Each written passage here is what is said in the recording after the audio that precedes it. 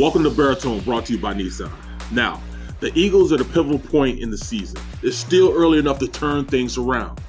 But one of the simple ways in turning things around is to stop all these penalties.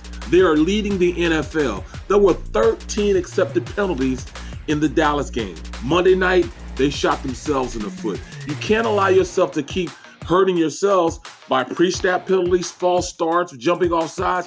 Those are all pre-snap penalties that the team can control. Offensively, you have to know the snap count so you don't jump off sides. Defensively, you have to watch the ball so you don't jump off sides. Those are all things that they can control. Self-inflicted wounds cannot put you at the next level. They have to go about making sure that they change how they're doing it. What do? You go back to basics. The team has to be more inclined to doing things the right way.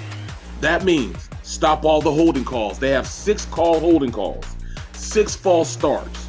There's 4 pass interferences, 2 unnecessary roughnesses, 2 defensive offsides. And at the end of the day, they're on a pace to have over 198 penalties at the end of this season. That's way too much. You have to get back to playing disciplined football. Now, I've been on teams where we had a problem or two with this also.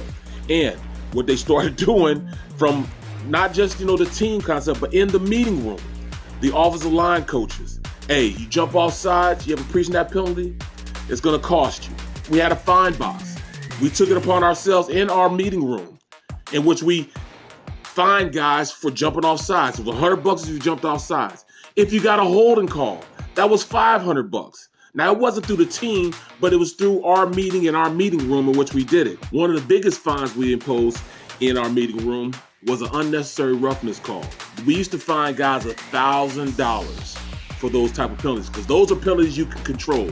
I'm telling you right now, in order for this team to go in the right direction, they must impose their own type of rules in which to stop all these penalties. There has to be some repercussions for jumping off sides and holding. At the end of the day, this team needs to refocus themselves and get back to basics of playing fundamental football.